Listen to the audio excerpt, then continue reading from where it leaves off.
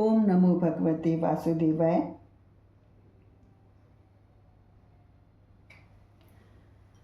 मैं प्राण स्वरूप कृष्ण आपके सामने कृष्ण दर्शन शास्त्र की चैप्टर सीरीज लेकर उपस्थित हुआ हूँ।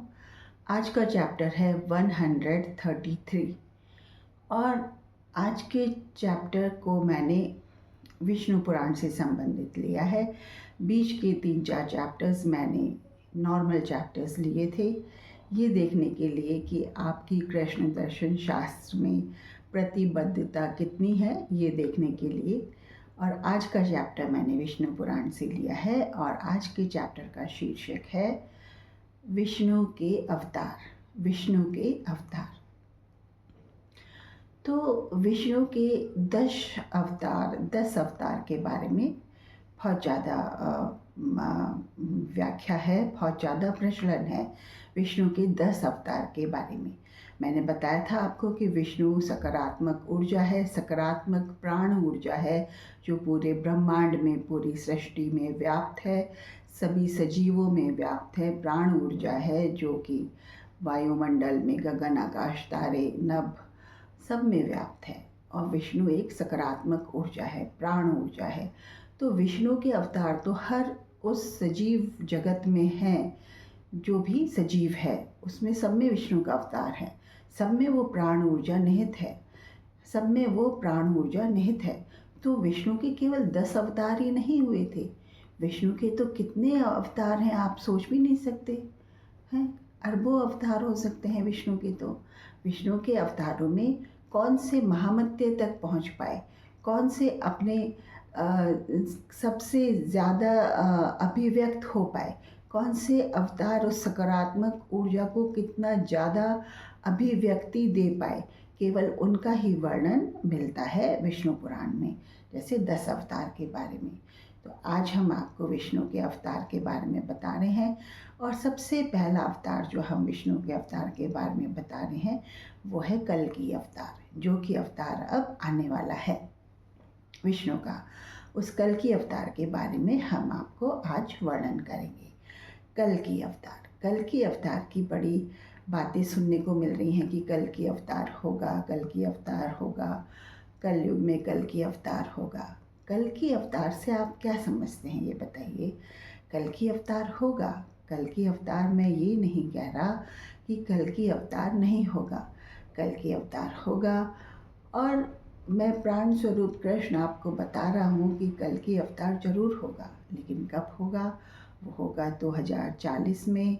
2040 में भारत में ही होगा, गुजरात में होगा और संभाला क्षेत्र में होगा, ये निश्चित है। लेकिन कल्कि अवतार जब होगा तब हम और आप रहेंगे या नहीं रहेंगे पता नहीं, लेकिन कल्कि अवतार 2040 में होगा। तो इतने अपने को क्या तैयारी करनी है उस कल्कि अवतार के लिए, ये आज की मानव सभ्यता क्यों नहीं समझ रही? आज की मानव सभ्यता क्यों नहीं समझ रही? कल्कि अवतार हो और उसके लिए हमें अपने आप को देव योनि की तरफ लाना है, देवत्व की तरफ लाना है या असुरत्व की तरफ लाना है। क्योंकि कल्कि अवतार होने के बाद तो असुर बचने वाले नहीं हैं, और जो देव होंगे, देवत्व प्राप्त किए हुए प्राणी होंगे, वो उनका तो सतयुग शुरू हो जाएगा, कल्कि अवतार से हो जाएगा ना। तो हम अपने आप को, अभी जो हमें समय मिला है, अभी हम 2026 में हैं और 2040 में कल्कि अवतार होगा, तो हम इन सालों में क्या करेंगे? इन सालों में हम कुछ तो तैयारी करेंगे ना, कल्कि अवतार को ग्रहण करने के लायक इस धरती को तो बनाएंगे ना। उस धरती के प्रति तो हमारा कर्तव्य है ना कि कल्कि अवतार के लायक उस धरती को बना लें। तो हम अपनी धरती को क्या नेगेटिविटी की तरफ ले जाएंगे या पॉजिटिविटी की तरफ ले जाएंगे? कहाँ ले जाएंगे हम इस धरती को? तो सच माने तो आप अपने हृदय में खुद यकीन करें, खुद पक्का करें कि आप कल्कि अवतार के लिए अपने आप को किस श्रेणी में लाना चाहते हैं। कल्कि अवतार के साथ खड़े होने चाहते हैं या कल्कि अवतार के अपोजिट में खड़े होना चाहते हैं? आप किस दिशा में खड़े होना चाहते हैं, ये आप जानिए अपने आप को। ये अपने अंदर ढूंढिए कि मेरे अंदर क्या तत्व मौजूद है। अगर कल की अवतार 2040 में हो गया तो मैं भगवान के सम्मुख खड़ा होऊंगा, सामने अपोजिट उसमें खड़ा होऊंगा पार्टी में, या भगवान की पार्टी में खड़ा होऊंगा। तो जिस पार्टी में आप खड़े होने की तैयारी कर रहे हैं वो ज़रा मुझे भी बता दीजिए, क्योंकि जब आप कहेंगे कि मैं कल की अवतार के साथ खड़ा होऊंगा, कल की अवतार के साथ खड़ा होऊंगा यानी देवत्व को प्राप्त करूंगा, तो ये जान के मुझे खुशी होगी। और अगर आप कहेंगे कि नहीं, मैं तो कल के अवतार के अपोजिट खड़ा होऊंगा, असुरों की सेना में खड़ा होऊंगा, तो ये जान के मुझे कोई ख़ास खुशी नहीं होगी। तो अब मैं आपको बता दूं, विष्णु अवतार हर कोई है। विष्णु अवतार की प्राण ऊर्जा हर किसी सजीव में व्याप्त है। तो क्यों ना अपनी प्राण ऊर्जा में देवत्व जगाएं, अपनी प्राण ऊर्जा को देवत्व की तरफ मोड़ें, क्योंकि अब हमें कल की अवतार की तैयारी करनी है जो 2040 में होने वाला है। तो मेरे सभी लोगों से मेरा निवेदन है कि देवत्व की ओर बढ़े, देवत्व की ओर बढ़े। आप में जो भी दुर्गुण हैं, जो भी विकार हैं, उनको तज दें, उनको त्याग दें, उनको हमेशा के लिए त्याग दें। भारत में भ्रष्टाचार सबसे बड़ा विकार है।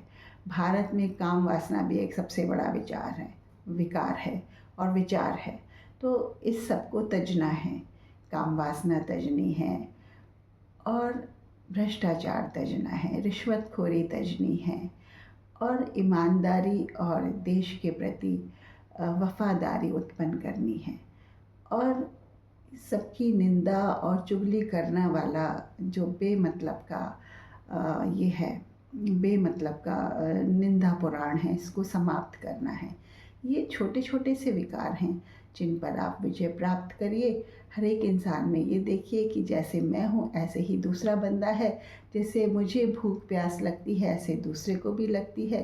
तो किसी का हक मारिए मत, किसी का हक मारिए मत, किसी को ठगिए मत, किसी के अमीर बनने के लिए किसी के छल कपट से पैसे अपने बैंक अकाउंट में मत डलवाइए, है ना। पैसों के प्रति लोलुपता थोड़ी ख़त्म करिए और इंसानियत जगाइए।